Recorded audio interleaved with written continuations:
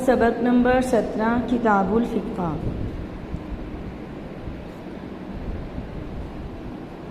बिस्मिल्लाहिर्रहमानिर्रहीम। रब्बि इश्रह ली सदरी व यस्सिर ली अमरी वहलुल उक़दतम मिन लिसानी यफ़क़हू क़ौली। Rabbi ज़िदनी इल्मा rabbi ज़िदनी इल्मा rabbi ज़िदनी इल्मा। अस्सलामु अलैकुम रहमतुल्लाहि व बरकातुहू। बेटा कैसी हैं आप सब? खैरियत से हैं? अल्लाह ताला आपको हमेशा खैर व आफियत में रखे। नमाज के मसाइल हम पढ़ रहे थे। आज हमने पढ़ना है मर्द और औरत की नमाज में फ़र्क।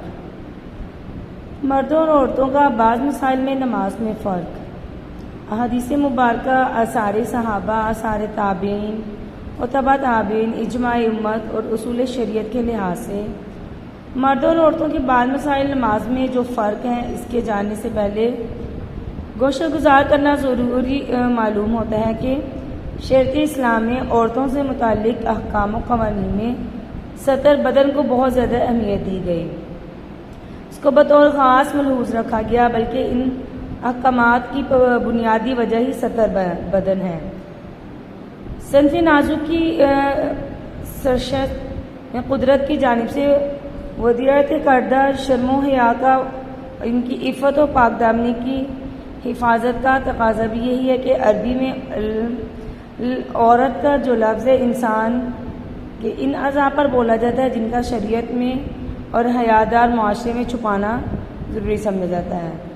सनफ़ नाजुक के लिए लफ्ज़ औरत या मस्तूरात की ताबीर भी इसी की पर्दापोशी वाली सिर्फ तो खूबी को ज़ाहिर करती है। इसका बताने का मकसद ये है कि औरत जो है वो खुद ही शर्मो हया वाली चीज़ है, छुपाने वाली चीज़ है।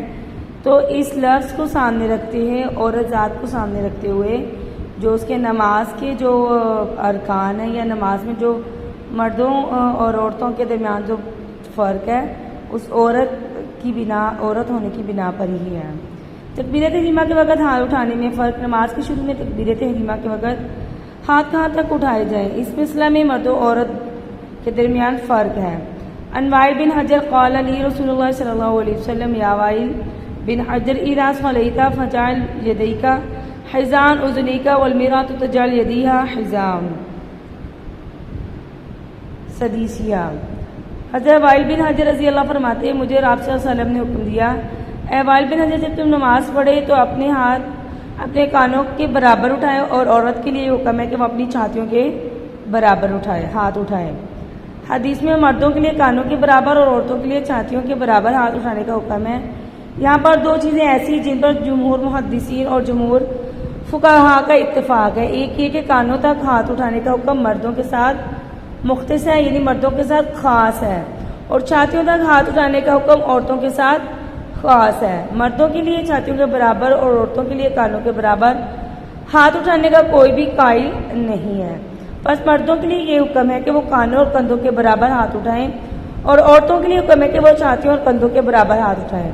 मर्दों के लिए इसकी सूरत ये है कि हथेलियाँ कंधों के बराबर हों और अंगूठे कानों के निचले किनारों के बराबर वाले, और उंगलियों के जो सिरे हैं कानों के ऊपर वाले किनारों के बराबर हों।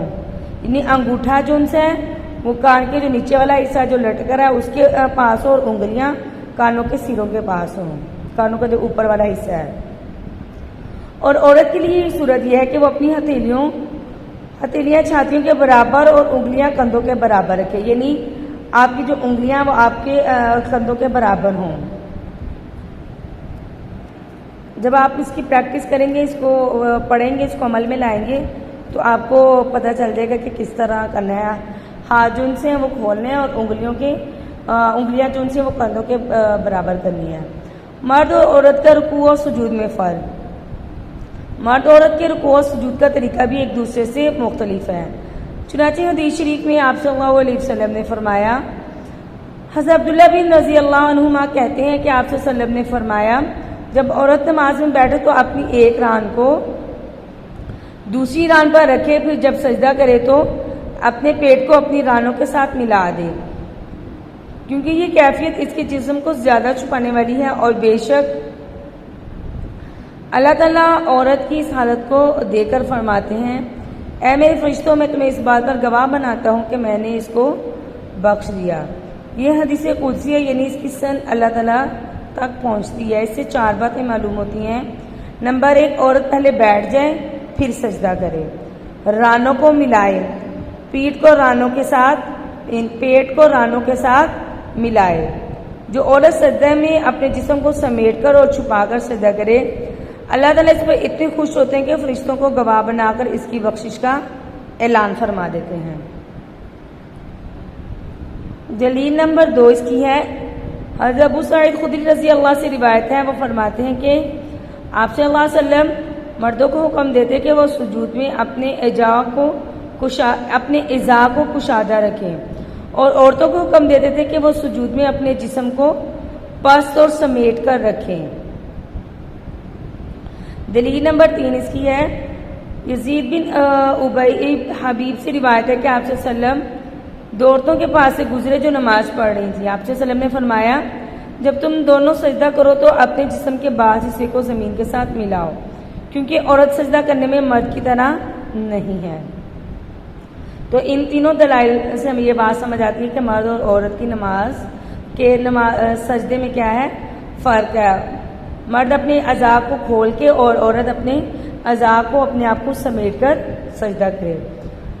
مرد اور عورت کا سجدے سے قیام کی طرف اٹھنے میں فرق، پہلی اور تیسری رکعت کے بعد دوسرے سجدے سے قیام کی طرف مرد اور عورت کے اٹھنے کا طریقہ ازروئے شریعت ایک دوسرے سے مختلف ہے۔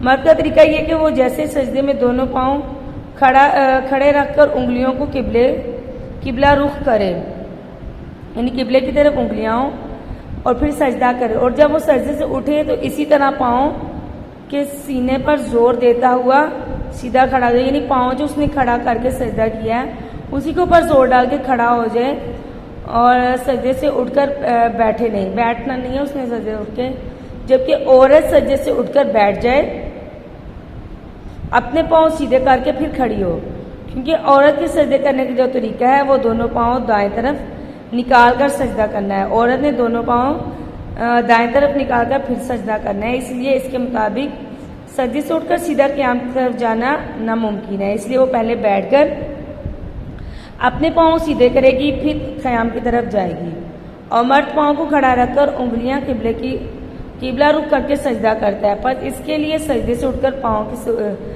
سینے پر زور دے کر سیدھا کھڑا ہونا مشکل نہیں ہے، یعنی مرد پاؤں کو کھڑا کر کے سجدہ کرتے ہیں، اس لیے وہ پاؤں پر زور دے کر سیدھا فوراً کھڑے ہو سکتے ہیں،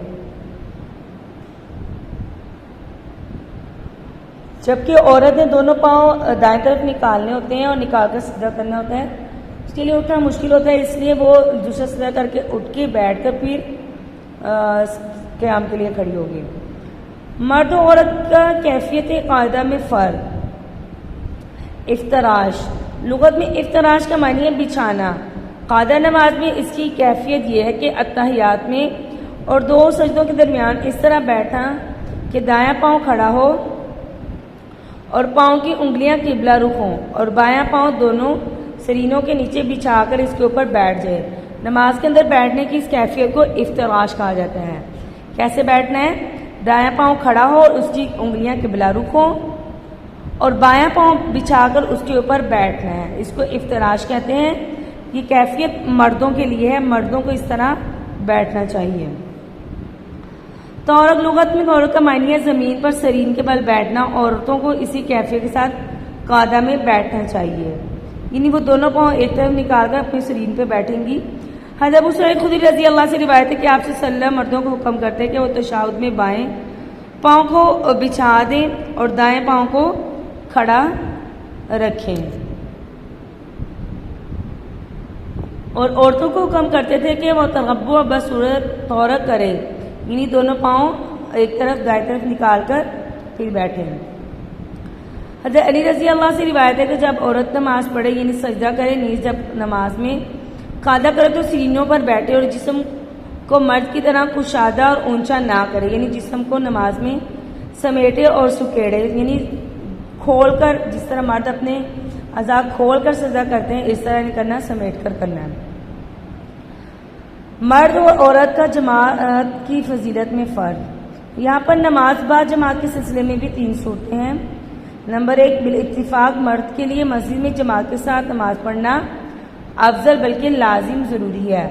हत्ता कि रहमतुल लिल आलमीन सल्लल्लाहु अलैहि वसल्लम ने घर में नमाज पढ़ने वाले लोगों के घरों को जला देने की वईद सुनाई और नमाज बा जमात का 27 गुना ज़्यादा सवाब बताया। मस्जिद में नमाज बा जमात की ये तरगीब व तरहीब मर्दों के लिए औरतों के लिए नहीं है। नंबर 3, इस पर भी सबका इत्तफाक है कि आप सल्लल्लाहु अलैहि वसल्लम ने औरतों के लिए मस्जिद में जमात के साथ नमाज पढ़ने से घर में नमाज पढ़ने का सवाब ज़्यादा बताया और औरत की घर वाली नमाज को मस्जिद की नमाज से ज़्यादा बेहतर फरमाया। हज़रत अब्दुल्ला बिन उमर रज़ी अल्लाह अन्हुमा से रिवायत है कि औरत की इनफरादी नमाज इसकी बाजमात पर 25 गुना फजीलत रखती है।